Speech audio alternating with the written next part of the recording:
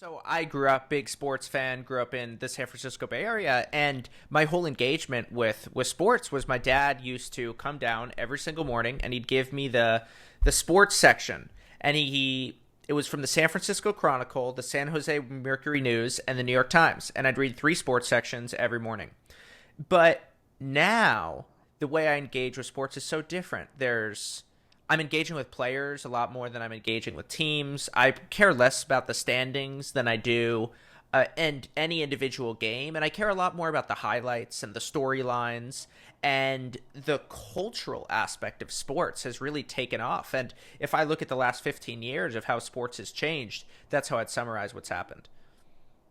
Yeah, and I had a very similar experience. I grew up in the Bay Area as well. I read the Mercury News sports section pretty much every day from probably when I was around 12 years old till I was out of high school. And that was my experience. And then, kind of watching, Sports Center on ESPN during its classic days, and you'd get the highlights from all over. And that, that was kind of the first part where you started to see, kind of this infusion of personality and storylines and humor and jokes into sports. And then, I think, around the time we started Bleacher Report, it started to explode on the internet, and we really kind of saw this kind of this opportunity to bring that fan's point of view, and to kind of give that that big focus on the culture of sports as opposed to just the headlines, the box scores, the quick highlights, and turn it into this kind of round the clock thing.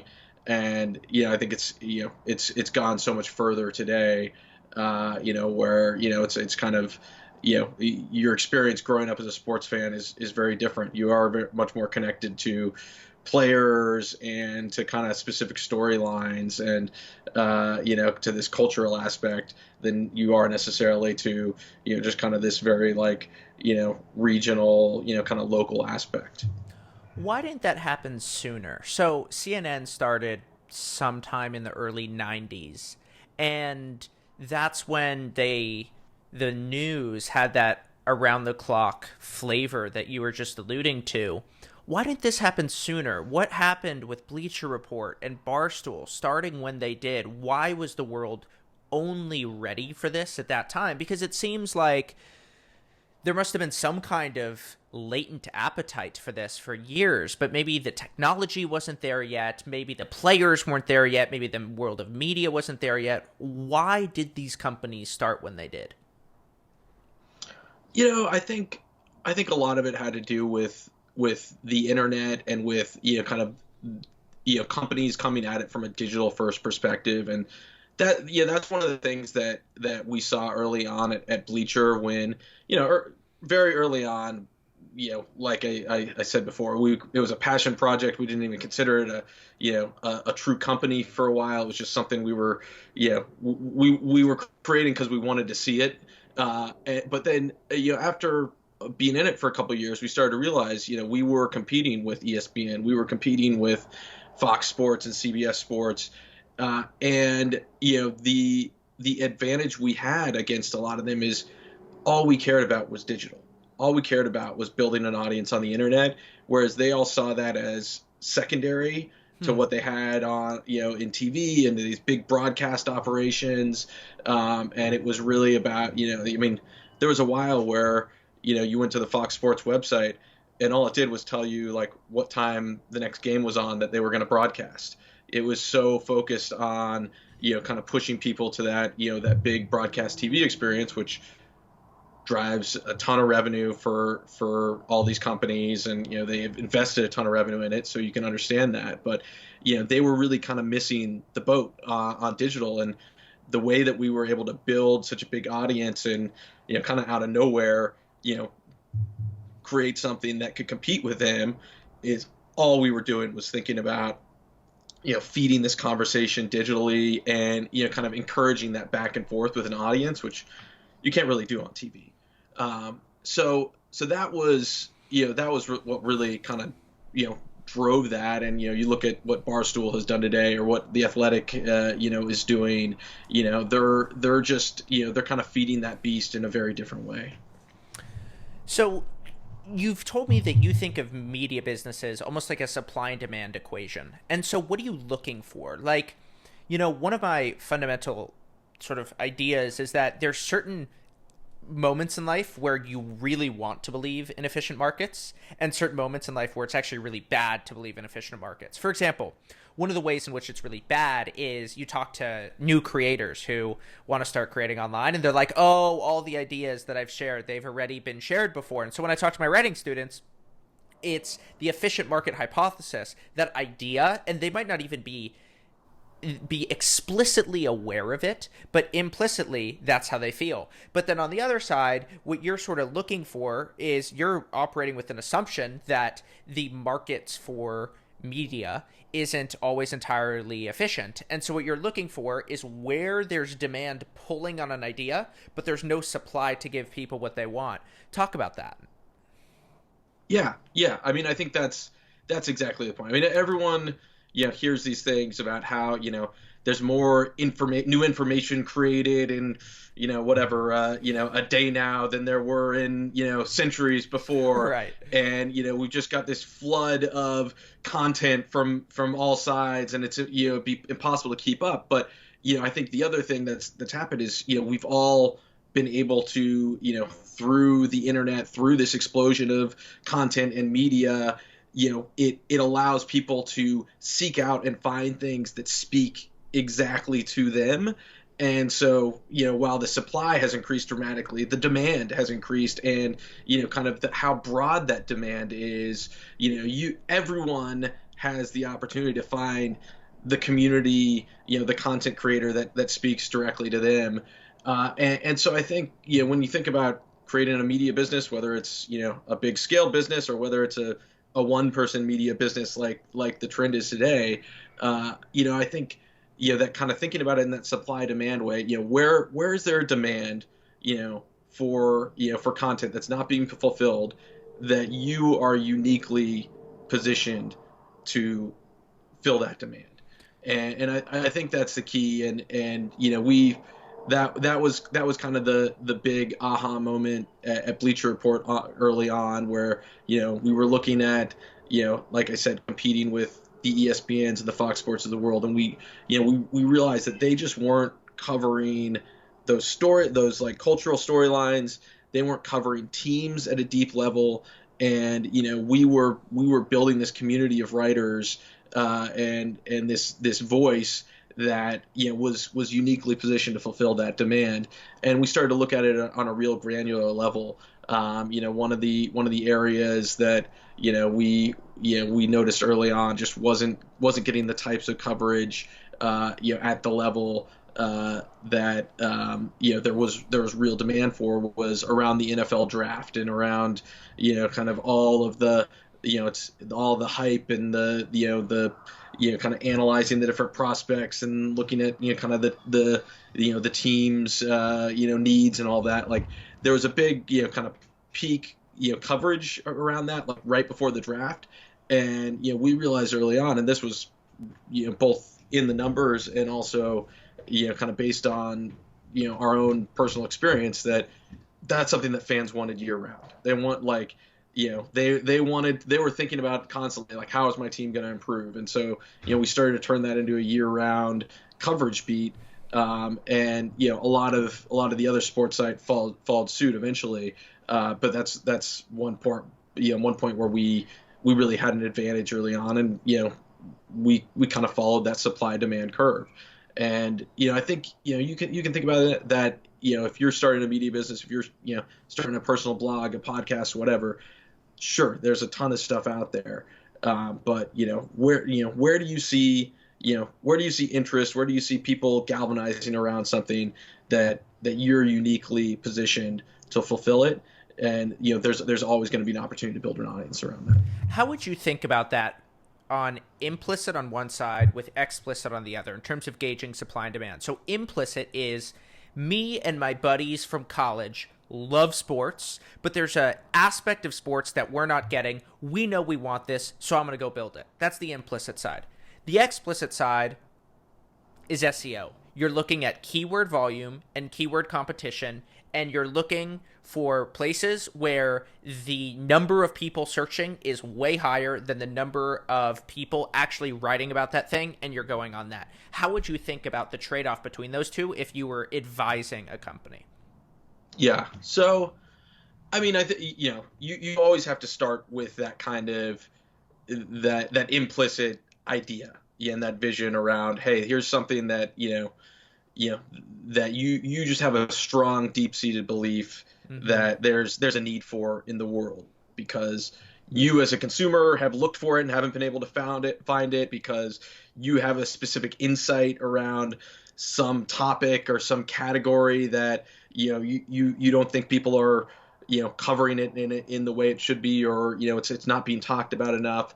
And it always has to kind of start from that that inner vision. But I think about when you're building a media company, when you're building an audience, first of all, it just starts with putting things out there, kind of showing up and kind of putting your ideas out there consistently, and kind of brick by brick building an audience and creating a body of work. And then over time, people are just going to find you. And kind of the beauty of the internet is people have a way of just finding the things, whether it's through SEO, through sharing, through word of mouth, finding the things that speak to them. But you start to see patterns in what's working and what people are responding to, and you can start to look at every piece of content you put out there as a data point. And sometimes it's hard to see the forest for the trees when you've got there can be randomness, and one thing hits and another thing doesn't, and you might feel like your best work isn't getting the most hits or whatever, and like you can't read too deeply into that, but you can start to understand these are the things that really resonate with my audience. These are the story frames that that people really seem to love and respond to. And like search is a great gauge of that, because it's search is a market. People are looking for things, they don't know where to find it, they go to Google and they type in whatever Buffalo Bills news, or right. when's the next Star Wars movie coming out, or whatever it is. And if you have if you're providing the right content for the right search, then you're onto something. And if that starts to happen repeatedly, then that can start to kind of point the way for you. You have been to more than 200 Phish concerts. What has Phish taught you about building a brand and building a fan base that is engaged as any band I've ever seen? Phish, I love the music, obviously. I wouldn't have gone to so many shows if I didn't. But I think there's a really interesting lesson to learn in how they've created this community and this super engaged fan base that goes beyond the music and the long meandering jams and all the things you hear about Phish. And it comes back to this concept about world building, which is something that's really prominent in sci-fi and fantasy, and you think about Star Wars and kind of this intricate world that they've built. But it's really a concept that can apply to a lot of different areas, music being one of them. I've seen it with it's something that's rising a lot now with other types of media companies, and it essentially means you create this immersive world and experience around your brand. You've got where kind of the people who are following it feel like they're kind of insiders, where there's only things that only they know. There's a secret language. There's kind of specific customs that you kind of have to be on the inside to really get it.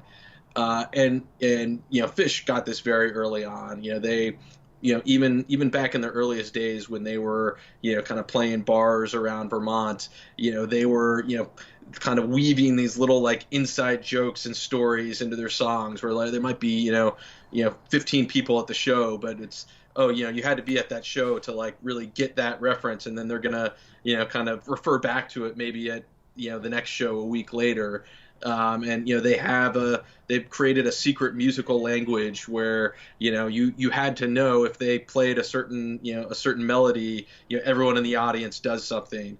And there's so much more beyond it. I mean, they the format they have for their shows, they play a different concert every night, so they play a different set list, different songs. Some are some songs they play all the time, some they might go 10 years without playing. And that has created this, kind of interesting obsession with stats amongst Phish fans. It's all, almost like baseball stats where, people keep track of not just the shows that they've gone to, but how many times they've seen a certain song, when the last time they saw the song was, if there was, kind of an interesting, unique way it was played. And that becomes, it's almost like a video game. It's almost like you're kind of collecting experience points, and a certain unique song is like a badge of honor, amongst the fans. And I think there's something that you can learn from that if you're creating a media business or really kind of any consumer business, is kind of find ways to really give those deeper experiences to your most loyal fans, and to kind of give them something special that they can, feel even more connected, to you and to your brand, to connect with each other. And that's how you really build loyalty, that, people just, kind of want to go to bat for your brand, or really want to, kind of feel like they're on the inside, that they're part of the world. Yeah, it's a phenomenal answer. And just, there's a lot here. So how would you think about the trade-off between, like, if I go to my first Phish concert, is the experience worse for me than it would be for a normal artist because I don't understand those things? Or are they sort of layering them sort of deeper so that it's still okay for the first-time fan? Because that is something that it seems like there'd be a trade-off between what you're giving your diehard fans, and they almost like the fact that it's bad for new people, that the new people don't know the language. But what you're doing is you're creating this culture. So as a media business, it seems like that would even map very well onto your business model. Like maybe an advertising-based business model, at least most of them, would be very good for first-timers. SEO, like somebody comes and you make money off of the page view and then they leave. Whereas like a athletic subscription might be very different, or like a Ben Thompson, right? The way that Ben Thompson is self-referential, he talks about aggregation theory and all these ideas, that I'm wondering like how this maps onto business models, I guess. Yeah. I mean, to answer the first part of your question, I think, you can go to a Phish concert, for example, not know any of the references, not know any of the songs, and maybe see people, you don't know that you're supposed to clap at a certain part of when they play Stash, and you see people around you doing it, and you can kind of start to clue into it a little bit. I feel like for the newer fan, that's one of the cooler things, where you just see how into it people are, and it can vary. I've taken people who are new to the band to shows where they play a bunch of very kind of deep bust out songs that the hardcore fans love but are not very accessible to the new fan, and they're kind of like, what the hell am I seeing? But you can still kind of just vibe off the connection between the band and the audience and how deep that is. And if you're in the right mindset and you're kind of receptive to it, I feel that that's how they create the new fans. And of course, like any brand or like any music, it's not for everyone. I think about that the way when I think about that, how that applies to a media business. Certainly for subscription, kind of if you're really speaking to a very narrow audience, people who've already sought you out, who are either considering paying or willing to pay, I think there's a similar dynamic at play. But even in an ad-supported world, I look at some of the things that, for example, the guys at the Morning Brew are doing with their business. I know Love you've those had guys. Alex and Austin on the show, and I'm a big fan of them as well. I mean, I look at what they're doing. They're very intentional about, kind of the voice of their brand, kind of the jokes that they use in their headlines, even down to like the iconography that the people who work there use on their Twitter handles. And they're creating a world around their audience where you around their brand, where you kind of you might sign up, you might start to see their stuff, and you kind of start to feel like, hey, this is a very intentional space of creating a voice of kind of how they're approaching telling stories, and there's a lot of winks and nods to their audience, and I think that's the kind of the same sense of how you build loyalty, where even though it's a media brand speaking to millions of people, you kind of feel like it's speaking directly to you, and like you're on the inside. And I think in a very different way, Barstool has done that with their audience and to massive success. And to the outside, I mean, a lot of people look at Barstool, and I did for a while, and say like, what is this? It's it's crass. It's like it gets offensive. It's there's just a lot of stuff that like you can, if you're looking at it a certain way, it's hard to wrap your head around, and like fair enough, but they have created this voice, created this world, these characters where you've got everyone from Portnoy on down has like a personality where they're playing a character almost like professional wrestling, and people get into it, and they feel like they're on the inside. And I think that's the kind of definition. It's from the outside looking in, you say, well, it's hard to make heads or tails of it, but if you're on the inside, you get it.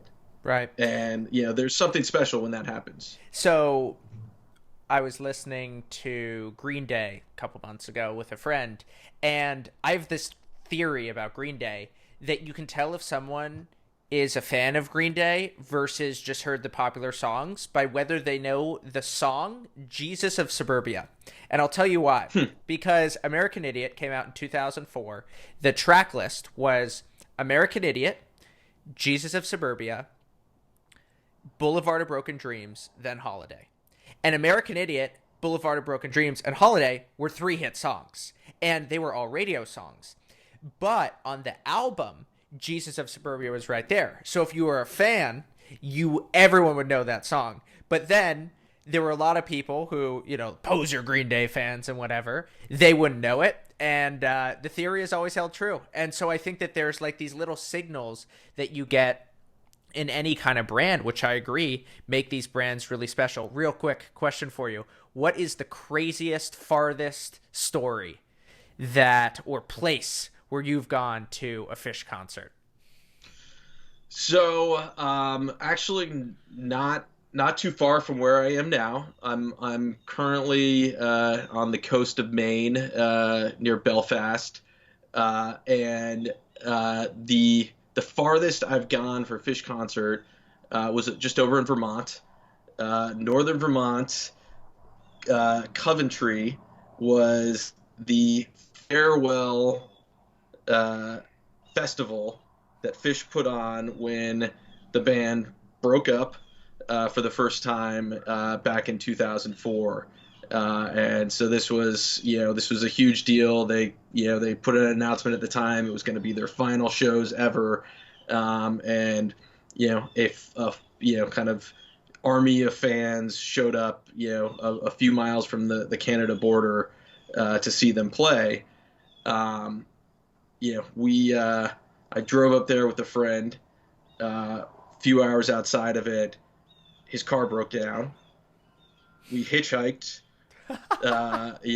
Found some benevolent fans who picked us up, and we hitchhiked the rest of the way there. And then, as we were waiting along the highway in an all-night traffic jam to get in, they came on and announced that because of massive rains that had been, kind of saturating the area for the few days beforehand, it was too muddy to get people onto the festival, that they were going to have to basically start turning cars away, and people weren't going to be able to get in. So we already didn't have a car, so we just got out, grabbed our stuff, and we hiked in along with thousands of other fans, miles from the highway into the festival grounds, and saw the show. I mean, the show itself was a blur, but that whole experience of getting there, I mean, you talk about the dedication of fans, that's about as dedicated as you can get. And fortunately, they weren't really the farewell shows. They came back 5 years later, and they're still, well, they've been going strong until COVID times, and hopefully they'll be back whenever this is all over. Yeah. So let's talk about the Arrival Fallacy. So you sold Bleacher Report to Turner, and let's talk about the time that you spent in Vegas after that, and then we'll work back towards what it's like to do a huge M&A deal like that. Yeah. That was, I guess, about a little over 8 years ago. It was August 2012. We sold the company to Turner. Which is it's crazy. It's been that long, but it was kind of the culmination of kind of nearly 7 years of working on Bleacher Report at the time, basically since we got out of college and started working on this this project.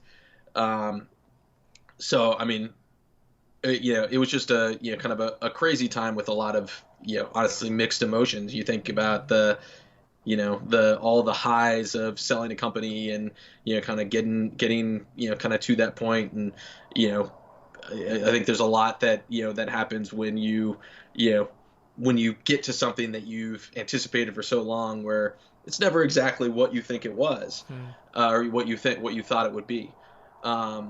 So you asked about Vegas. We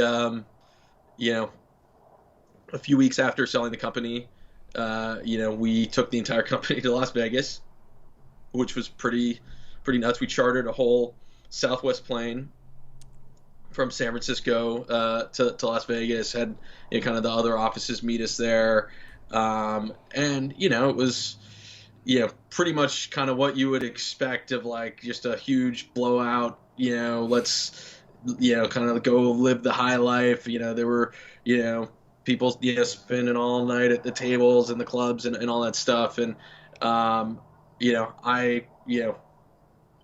had a great time, but I wrote about this recently, and I was so burned out after just what we had been through, and the acquisition process, that it was I kind of felt like I was just like going through the motions. I was like showing up to to kind of celebrate with everyone, but in my head I was totally mentally checked out at that point. And there's a lot of things that I think people don't really talk about kind of what it's like to go through that process of selling a company, and just working so hard at something and then finally getting to that point. It can really kind of it can mess you up in a way, a little bit, in terms of like your mindset and your mental health. And the Arrival Fallacy is a concept that really tries to kind of describe that, which is that you kind of when you're working towards a goal, when you're kind of a very driven type person, and all you think about is how you can kind of get to the next milestone and achieving things, like that's something that can consume you. And often in a good way, you're always focused on how you make that next kind of step forward. And within that there's a reward cycle where every kind of every achievement gives you a little hit, and you're kind of working towards it, then you work towards that next one, and then ultimately, when you finally get to that big goal that you've been working towards, all of a sudden you have nothing kind of driving you forward, and I think there's a little bit of, of course, overall, the Bleacher Report experience was phenomenal, and I very fortunate and privileged to have gone through it and achieved the exit and the success that we did. But I think there's kind of there can be a lot of problems with tying up your identity and your self-worth to a company, a project, a kind of a goal that you're shooting towards, when kind of you get there and you realize, hey, just because you achieve something doesn't solve all your problems, doesn't mean you're automatically a different person, and that can lead to kind of some bittersweet feelings as well. So that was kind of my experience. And it took me a while, after Bleacher Report, to really get into a good mental headspace and work on my mental health to the point where I kind of had felt like I had other things driving me beyond what I'd really spent the last 7 years working on. Do you ever wonder if the inability or unwillingness to question your motivations actually push people hard enough and give people the drive and the "I'm not even gonna think about it" attitude that then leads to that burnout, but ultimately might be what you actually need to build a company like Bleacher Report? Yeah, I mean, I think it's it's a double-edged sword. There's being a part of a company or a project that's just on a mission, where you feel like you're not going to let anything stop you, and you've got I had a great group of co-founders, and we had just a really tight-knit early team that was kind of there the whole way, and there's a certain bit of momentum and inevitability that you can push through the ups and downs, and you're kind of so caught up on it. It's like riding a wave, that no question that ultimately is a huge part of achieving success, is kind of having that, but it can get consuming, and it can kind of play some negative effects on you, and kind of I've when I was doing Bleacher, I was in my 20s, and I was kind of go fast, kind of just be uber focused on it all the time, never turn it off, and I've kind of really learned to take a step back, and I've gotten really learned to appreciate kind of the the need to have balance in your life, and to take your mindset seriously, and that's something as kind of after Bleacher kind of went on and started Inverse and built that and sold it last year, kind of having that balance, having kind of a really commitment to mindset and mindfulness kind of helped me through that experience, through a lot of ups and downs there as well, I think in a much more even-keeled way, than what I experienced at Bleacher Report. So I think there's been culturally, I think, more appreciation for mindfulness and work-life balance. Obviously there's still a huge hustle porn culture out there as well, to each their own, but certainly I see the benefit of you can still have that project and that kind of that inner drive and that push to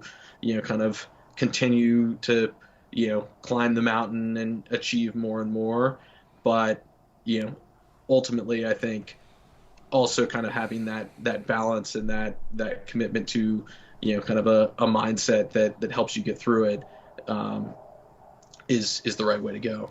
So you're talking about two M&A deals that you've done, Bleacher and Inverse. Having never done one myself, what would surprise me the most about doing an M&A deal, outside of the mental health component, outside of the emotional component, just about the tactical business components of what you actually do?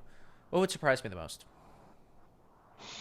I mean, unfortunately, the one of the surprises just how grueling they are, and how, I think, certainly I can't speak for every deal and every process, but our experience at Bleacher, it was a 8-9 month process, from start to finish, of selling the company. And that was, we were not trying to sell the company. That was with Turner coming to us and saying, "Hey, we want to buy you guys." From there, that kicked off a whole process where, we negotiated with them. We started negotiating with other people. And, there's just a lot of kind of tricky balance that goes into something like that. Because on the one hand, you're, once you start, agree to engage in a process like that, you start to think about, okay, what do I need to do to get the deal done? What, like, all the diligence that goes into it, all the, kind of the planning of, how you get to the finish line of the deal. But then at the same time, there's always a possibility that the deal doesn't happen, or that it, you decide to, cut it off for some reason, or they decide, and you're still operating a business, and, you're still leading a team. You still need to think about the long term, and, kind of where you're going to take the business if you don't sell it. And so you're kind of living in two different worlds. And imagine doing that for 8 or 9 months, where, and there's some interesting dynamics at play. You have to decide at what point to bring other people on the team under the tent and kind of let them know what's happening, because you do that too early, and, they get the same level of distractions that you do. And all of a sudden, like, your business progress can start to tank as everyone start to focus on the deal.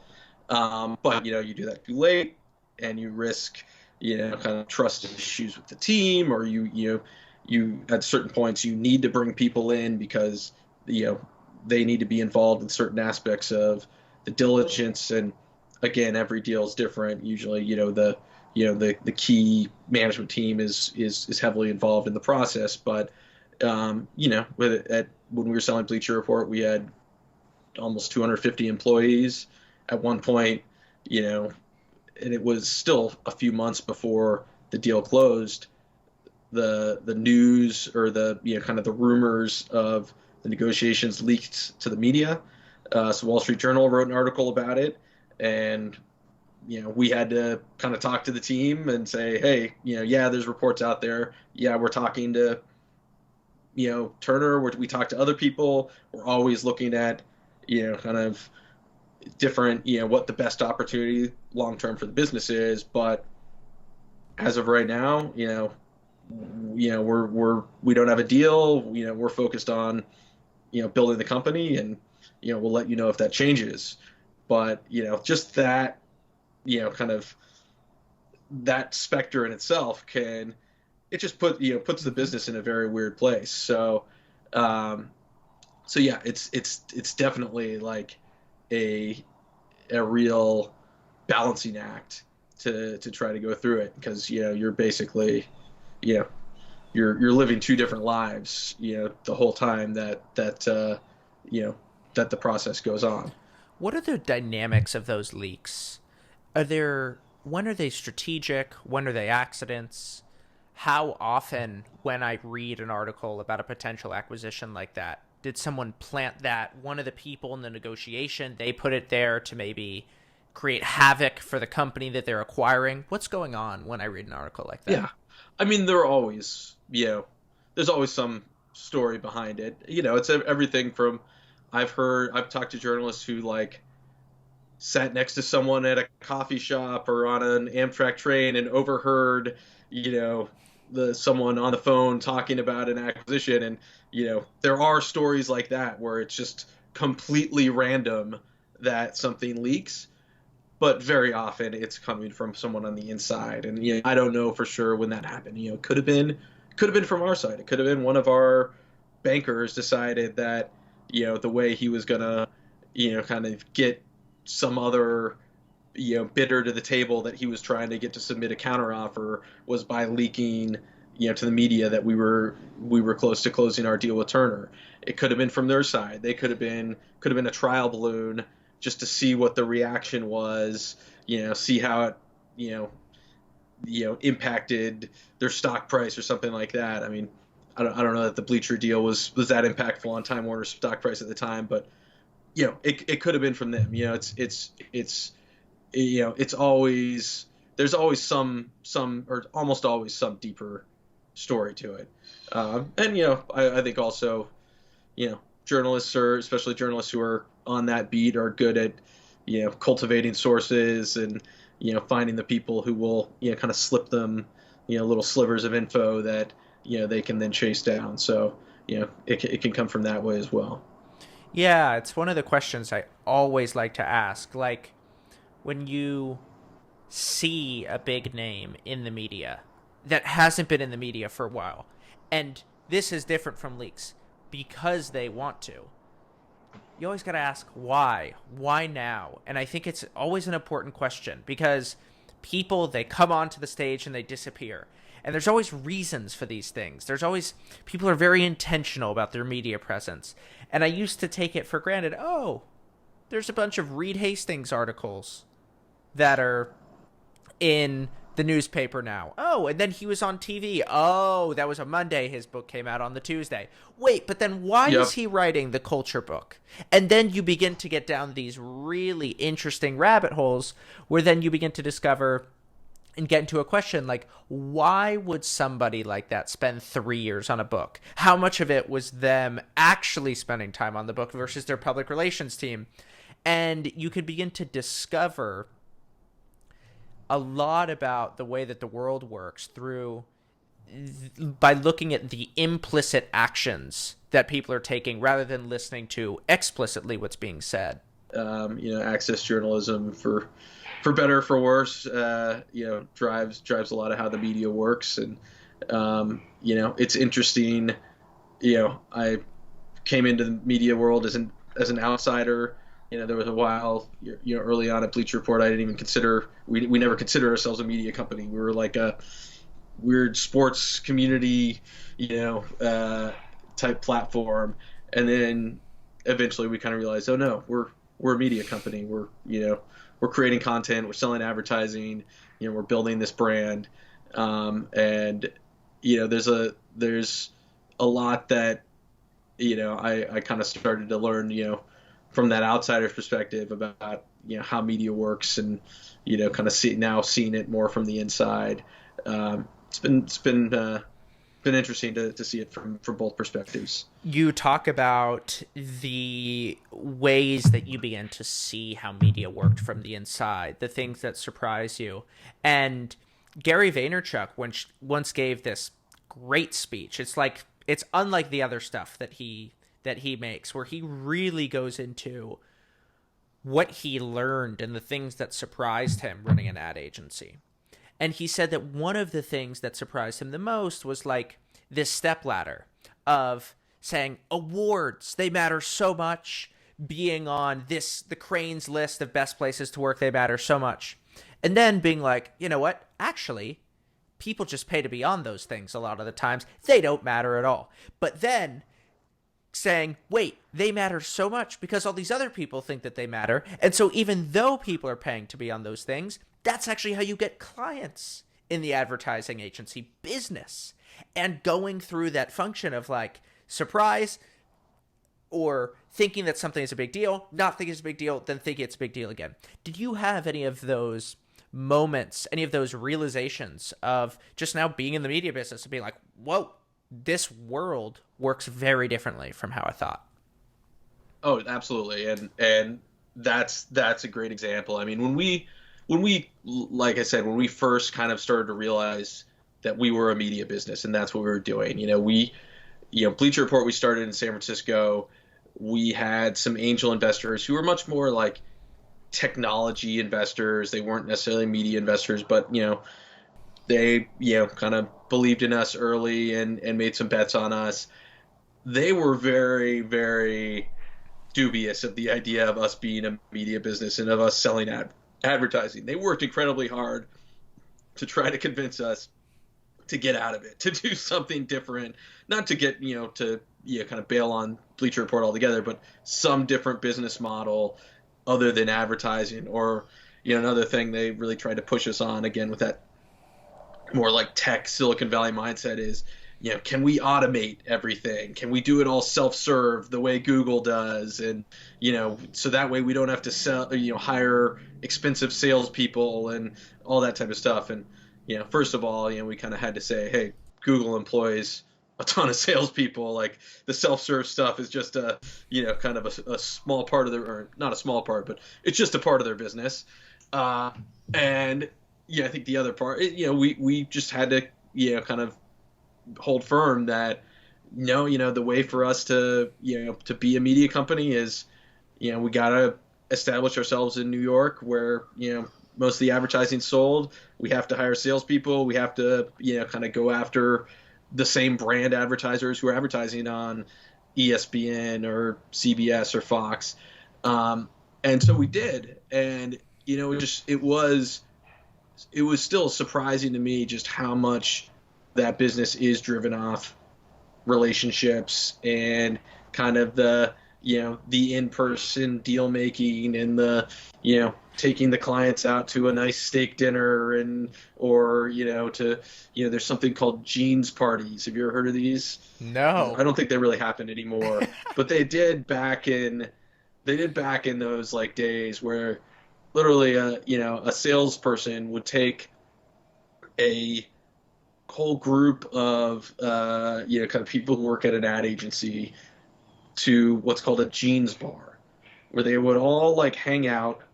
And I've never went to one, so I don't know if they're drinking or what's happening, but they all get fitted for custom jeans. And it's like, basically you're buying everyone really nice jeans, but like under the guise of we're hanging out, we're entertaining clients, and we're having a good time. Or there's jeans bars, there's taking clients out to a sports game, and there's all sorts of ways of basically you're just quasi bribing people to do business with you, but under the guise of we're going to show you a good time, we're going to show you what good people we are, we're going to build a relationship, and ultimately you're going to be more predisposed to to do business. So that was just like so surprising to me that this was still how the advertising world works. I mean, you said, like, I'm a huge fan of Mad Men. And it's just a fascinating show on many levels, but a lot of what it depicts of the advertising industry back in the 60s is still in place today, or certainly still in place in about 10 years ago when we really started selling ads on Bleacher. A lot has changed since then. I think some of a lot of the ad agencies and big advertisers have really like started to, really kind of clamp down on, that very egregious, level of entertaining. And there are more controls, around that. And I think the shift to, programmatic advertising has in effect made the world in some ways more like that automated, ad sales world that our investors envisioned 10 years ago. But there are still a lot of steak dinners or, luxury suites at the concert or the Knicks game or whatever, happening in the advertising world. And that still, kind of indirectly or directly influences a lot of the major buying decisions that are happening, spending $500 on a steak dinner and then ending up with a several $100,000 ad campaign is, it's definitely a trade-off that I think most publishers would make. Yeah, I remember this was one of my nights in New York where I was like, what is this world that I'm living in now? I got invited to a dinner with some private equity guys, and we went to Wolfgang Puck on 33rd and Park.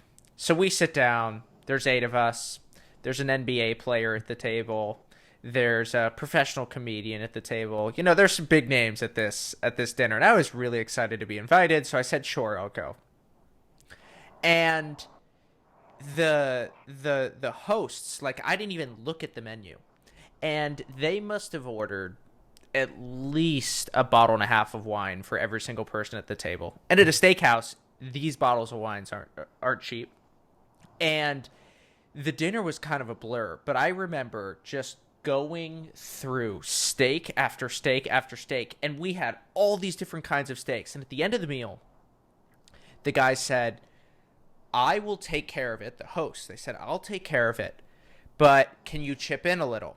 And I chipped in $250 after they took care of the meal. And I was just like, this is not a group I'm going to be a part of. And I cannot believe that people in New York are doing this multiple times a week, but it's the culture. And, exactly what you said, it sounds so crazy at first. Like, why would it ever make sense for them to drop a couple $1,000s on a dinner? And I now know that they're pretty tight with this NBA player. The NBA player is now a pretty big deal. And if they get a $1 million deal out of that night, it's pennies compared to what they're making on the other place. And so it's just like the scale of the money that was exchanged. And I had season tickets to the Golden State Warriors growing up, and my dad got some of the cheapest seats in the house. I mean, I remember this was back when the Warriors were bad, and we had third deck seats. And when you go from that of just like consumer spending to then the agency I worked for, we had courtside seats at the Nets. And the whole calculus just changes. Shocked me, man. Yeah. Well, I mean, I'm sure those were some fun Warriors games. I'm sure you saw back at the old Oakland Arena. Yeah, they were. That place was amazing. But yeah, no, I mean that whole, like, there's a whole economy around this, this entertaining and this, kind of client or, kind of interaction. And I mean, I got to think that with the effects of COVID and, the shift to work from home, and kind of we'll see how things, start to reopen with finance and the advertising industry and things like that. But, a lot of these high-end restaurants, so much of their business is from people on expense accounts, entertaining clients, taking people out. It'd be interesting to see what happens when, when all this shakes out, whether they can still sustain that kind of business. Because I think, so much of this is going to shift. I mean, we're talking about it, where I'm at BDG, that, in-person client meetings are, not going to happen for a while. I mean, we're talking until there's a vaccine. And then even after that, I think people are getting used to doing more business over the phone, online. It's just a different mindset now. And it's cutting out a lot of those, more like entertaining, relationship building aspects, and putting the focus more on, just the business side. So it'll be interesting to see, like, whether that returns or, how it changes or evolves. One of the very secondary effects of, the world we're living in right now, but just shows, how widespread, kind of these changes can be. One of the things that you made very clear to me, and I think it's a spot-on insight, and was part of what went into you building Inverse, was the mainstreaming of geek culture. That geeks are now taking over the world in a lot of ways. It used to be that it was weird, there maybe wasn't a lot of money in it, and then when I was growing up, there were things like Yu-Gi-Oh! And Pokemon. There was a lot of money in that, but it still wasn't like today. Now you have an explosion of video games. You have nerds, and people who ordinarily would be at the bottom of the social hierarchy now being at the top with Silicon Valley. I mean, normally engineers, they weren't the wealthiest ones. The wealthiest ones were the madmen people, the people who were really good at socializing and really good looking and often weren't quite as smart. And now you have a world that really rewards intelligence and conscientiousness, and a lot of the nerds are sort of on top. And then you have CEOs like Elon Musk who tap into that, who love that geek culture. What's going on behind that? What was the insight that you had before starting Inverse? Well, I think, the geeks won, basically. The geeks took over, and I love it. Before I was a sports fan, I was a geek. I think I've always been a geek, still today. But I grew up reading comic books and obscure sci-fi novels, and just geeking out on this stuff. And I think I became kind of more of a big sports fan, as I, kind of got into like middle school and high school, like a lot of kids do. But it's, part of it was like to be less of a geek and to be, more like, conventionally cool. And, but back when I was doing that, it was not very cool to be a geek.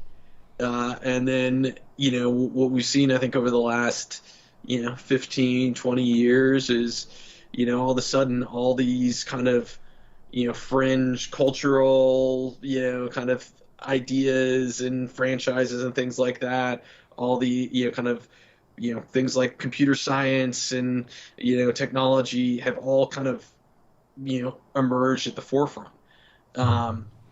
And so when I started Inverse, which was a little over 5 years ago, that was kind of the central thesis, is that geek culture has become mainstream, and it's not just kind of the entertainment side of the culture, but it's the kind of the science, the technology kind of aspects of being a geek are also mainstream.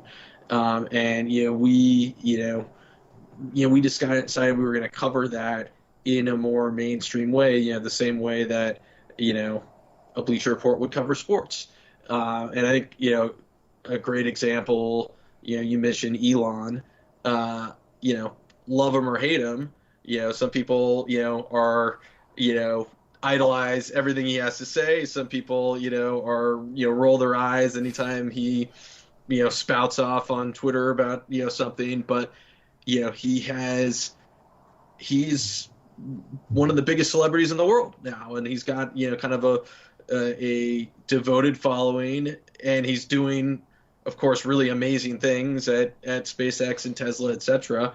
But he's also, he's just so central in the culture in a way that I think if you were to, kind of, turn the clock back, 5 years and say like, hey, Elon's going to be, this massive figure that, has millions upon millions of followers on Twitter and is going to be, going to be driving the culture in such a way, you would not expect it.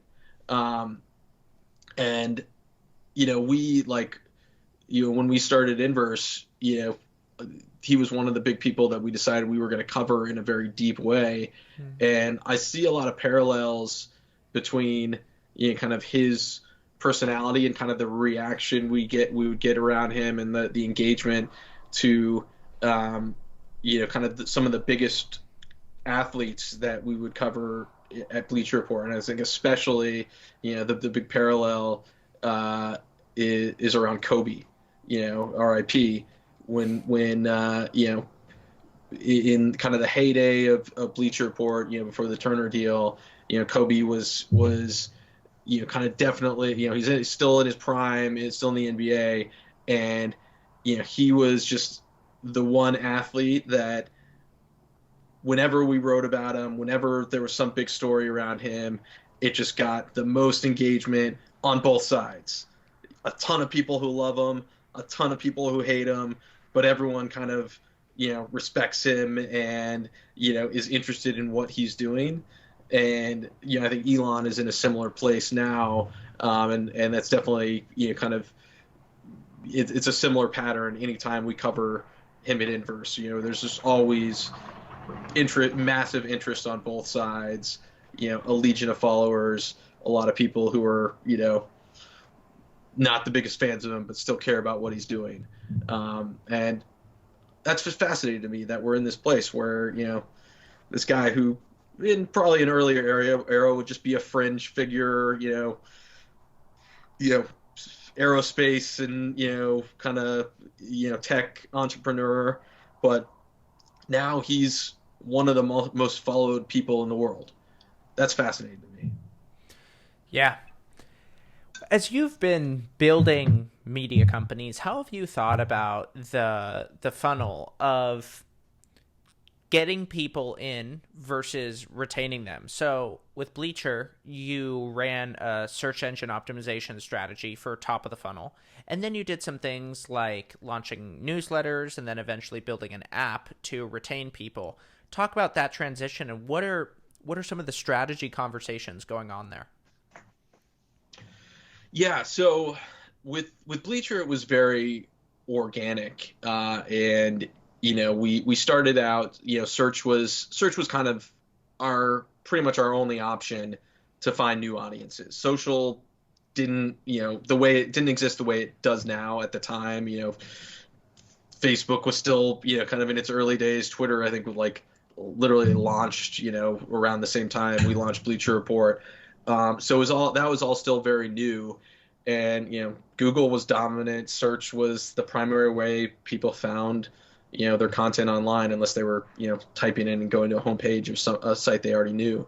And so kind of we focused on creating content that could rank well in search, and kind of looking at that supply demand equation that we talked about, and kind of finding those opportunities to fill gaps in supply, which worked incredibly well. And we we really studied it, and I think did it better than almost anyone else at the time, to build our audience. But a couple of years in, we started to notice a problem. We were growing pretty steadily, and then all of a sudden that growth started to plateau.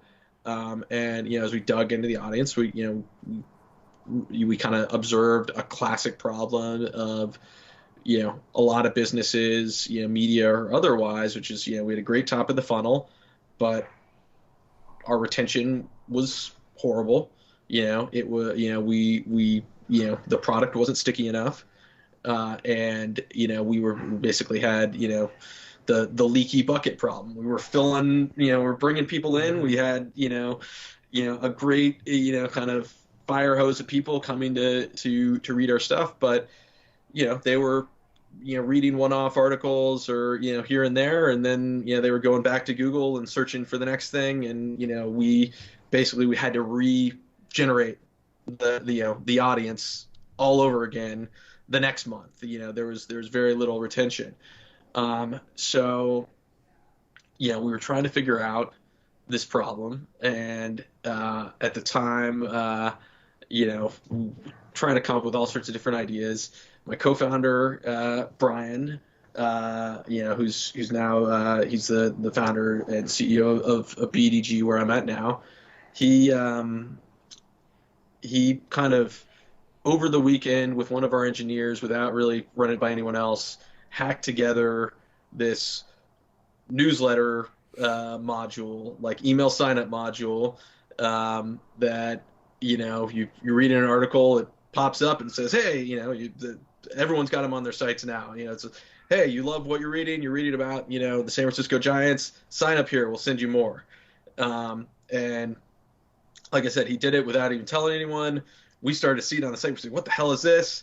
We had a meeting the next Monday and said, Brian, what happened here? Like, what, why did you put this together? We don't even have a newsletter. How are we gonna, we're signing people up. What's this all about? He said, just wait. Let's see how it does. And so we were ready to just take it down, and we said we need to discuss this, but he convinced us to hold out and to look at the numbers, And after a couple days, like the conversion was enough that we realized that he was onto something. And we were converting. I think like around 2% of people were signing up for these, and we said, wow, that's if over time. I mean, at the time we were already at millions of people visiting the site every month. If we convert 2%, and we figure out a way to kind of serve them with a good product, that could be a solution to our leaky bucket problem. So, we left it up. We kept collecting emails, and at the time, we were already collecting tens of thousands per month, and we quickly had to come up with a newsletter because we had already promised people. So it's a good kind of good problem to have. Again, talk about supply demand. Clearly, there was demand for this. We just had to figure out what the product was and how to offer it. So we put together a pretty ambitious newsletter program where we were gonna send out basically custom newsletters for every single team, and rather than just one kind of generic Bleacher Report newsletter. If you signed up on the San Francisco Giants article, you were going to get the Giants newsletter. If you signed up on the Kansas City Chiefs, you were going to get the Kansas City Chiefs. That's what was great about Bleacher Report, man. I think that you just hit the nail on the head. It was that ESPN never gave me my team. And so I had the hometown stuff of I could watch the sports at the end of the 30-minute television segment. But when I was doing, I remember I would stay up all night and I would watch reruns of SportsCenter. I mean, I'd watch the same thing 2 or 3 times, but I was just to get your highlight of your just team. To get my highlights, right?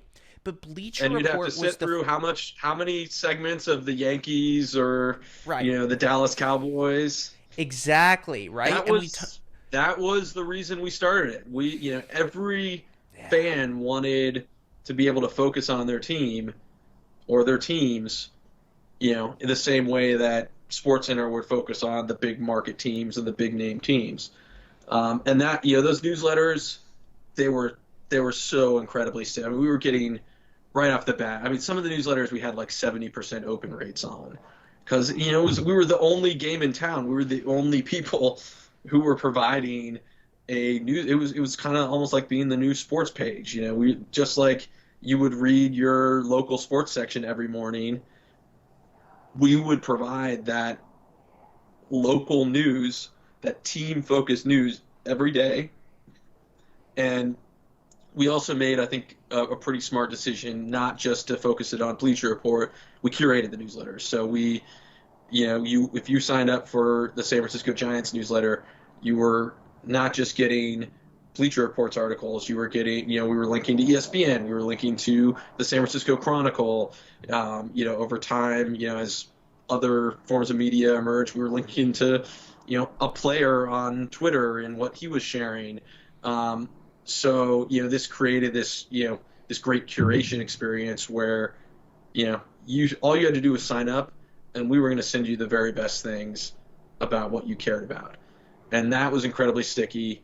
It didn't solve our retention problem overnight, but that was kind of the law of compounding. We were converting a certain percentage of people each month, and they were sticking, and over time that just became kind of a huge base of very loyal people.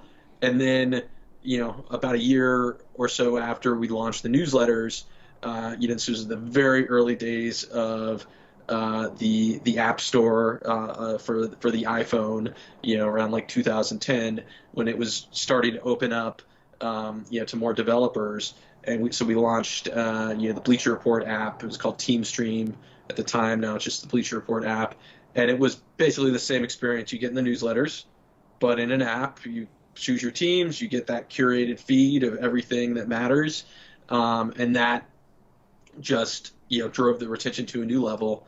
And that was a real turning point where, we went from, I used to go into, I was kind of the main, kind of liaison, at the company, to like the media world and, meeting with other companies and, kind of going out on some of our early, ad sales meetings. I used to go into most meetings expecting that no one had ever heard of us or knew very little about us. And, I'd kind of have to go in and explain who we were and what we did. And then all of a sudden, kind of once the newsletters and the app started to like take off, it completely changed. I'd go into meetings and people like, oh, Bleacher Report, I've got the app. I get my alerts on my, my Miami Hurricanes news because that's where I went to school. And like that whole dynamic started to change where, we went from complete unknown to, the people in the sports world and the media world at large, really knew us. And it was a real inflection point for the company. Two more questions. The first is, you say that most people climb a career ladder, and you've tried to create a career elevator. What do you mean by that? So, I think there's similar to that idea around kind of taking control and changing your situation. A lot of people feel like they have to take a conventional path in life, and certainly everyone's circumstances are different, and some people have to just do what they need to do to kind of survive and take that next step. But the world is full of examples of people who kind of tried to go down the conventional path and hit a wall and really broke out when they took matters into their own hands. And when I started out, kind of in right out of college, I went to USC Film School, and I originally wanted to be a filmmaker, producer, inspired by Back to the Future and science fiction and all of that, and it took a fairly conventional path to try to get there. Went to work in a talent agency, right out of school, is kind of thinking of, oh, this is the way I get my foot in the door. I'll go and work at this talent agency, learn the business, build a network, and kind of, climb the ladder that way. Mm-hmm. It was a fascinating, world to kind of like be a fly on the wall in. But, I kind of recognized at some point that not necessarily that it wasn't for me, but that path wasn't the best way to get where I wanted to go. And, really that light bulb turned on for me, when this whole time I was working there and trying to kind of like build relationships with studios and producers and kind of the other my peers at the agency. I was working on Bleacher Report as a side project, and it was kind of this secret thing. I would go and like go and go into the stairwell at the agency, like secretly do conference calls with my co-founders to like work on things on my break, and the agency was just starting to like dip its toe into the digital world at the time, and this was like very kind of early on in like the emergence of digital media, and they were kind of trying to figure it out. And so I thought, oh well, I'm working on this website side project, the agency's trying to figure out digital, maybe I'll raise my hand and this will be my way to like climb the ladder. And so I started to try to get involved in this digital task force they were putting together, and just going to a couple of those meetings and kind of seeing their approach to it, I started to realize, hey, I get this stuff a lot more than a lot of the more senior people around the table do. And I can be here as a very junior person trying to like climb the ladder and maybe use this as my ticket, or I can get out of here and I can go focus on this project that I believe in, and instead of climbing the ladder, I'm building an elevator and building something that can be my ticket up and my ticket to a career. And of course it could have completely failed, it could have not worked out at all, and maybe I would have been back at the bottom of the ladder. But I think anyone who really has strong conviction in wanting to get somewhere in their life, in their career, can find that that equivalent way to take matters into their own hands. Could be by going all in and starting a company, or leaving the corporate world or whatever. It could be by launching their own blog or podcast, or working on just some way to kind of build your calling card, rather than kind of wait for the path to open up in front of you. And I think that's just a lesson that a lot of people can take, and certainly it served me well. Yeah, I mean, that's why I started Rite of Passage. I've always believed that no matter what you want to do, writing online and building an audience is going to serve you well, and it is a path that works well for people who have a definite vision of what they want to do, and indefinite one of they know they're ambitious, but they don't know where they want to direct their ambitions. But I want to end this with 3 quotes that illustrate your personal principles. The first is from Hunter S. Thompson. When the going gets weird, the weird turn pro. The second from John Fishman. Get your ass handed to you every day. And the last one from Warren Zevon or Zevon. Zevon, yeah. Zevon. From Warren Zevon. Enjoy every sandwich. Break down those 3 and talk about what they mean to you. All right. So the Hunter S. Thompson quote, I love his writing, and just kind of the talk about building a world. He definitely did through his writing. I think that resonates with me around how we built Bleacher Report. How I look at launching any project is there's you kind of have to take advantage of the weirdness in the world. And that's where the opportunities are, when there's kind of a shift in things.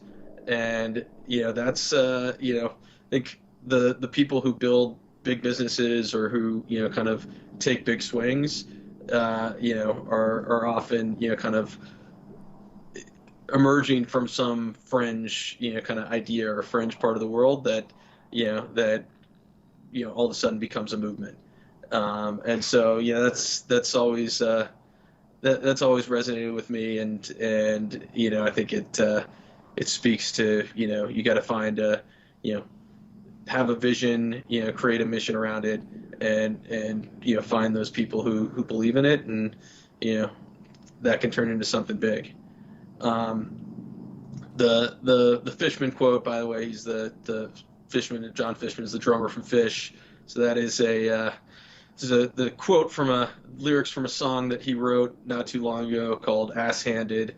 That is perhaps one of the shortest songs in the Phish repertoire of amongst they're known for their 20-minute plus songs. This one's maybe a minute long, with the only lyrics being "You get your ass handed to you every day." And I think that, to me, it's a hilarious song, but it also it just speaks to humility and not taking yourself too seriously. And it's something that I've been reminded again and again, whether it was in my early days, trying to make it, or after achieving success, and being a dad, all these different things. Like, there's just some days where you get your ass handed to you, and you just have to take it and move on, and kind of be ready to laugh at yourself, and keep going forward. I'm reminded that a little too much as chasing my 2 kids around and trying to keep up. And then the Zevon quote. So enjoy every sandwich was the answer he gave. Warren Zevon was a really critically acclaimed and prolific singer-songwriter, who's kind of one of like a real songwriter. Bob Dylan admired him, and for his lyrics and things like that. And he in the early 2000s, he was diagnosed with terminal cancer.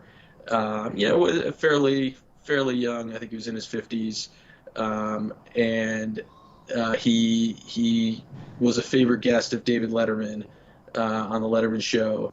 So he went on the show as one of his last public appearances, a few months before he died, to perform and kind of do kind of almost a farewell interview with Letterman. And Letterman, in his own way, was asking him about death and coming to terms with it, and said, "Hey, do you have any?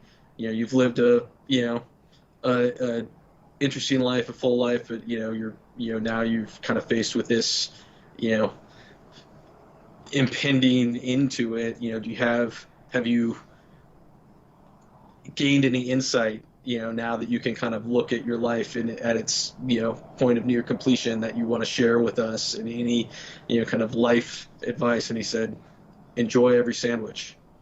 And, I think it's profound in a way. And it's really about, you can have success, you can have great experiences, you can have great struggles, you can still find, kind of the joy and the satisfaction in the little things, Mm-hmm. and in kind of the everyday pleasures or the everyday struggles. And, that's a big part of my philosophy is just, finding meaning in the moment, and kind of letting that be the thing that drives you forward. Beautiful. Well, thank you for an amazing conversation, jam-packed with wisdom and as soulful as it was intellectual. So thank you very much. Well, thanks, David. This has been a lot of fun. Appreciate it.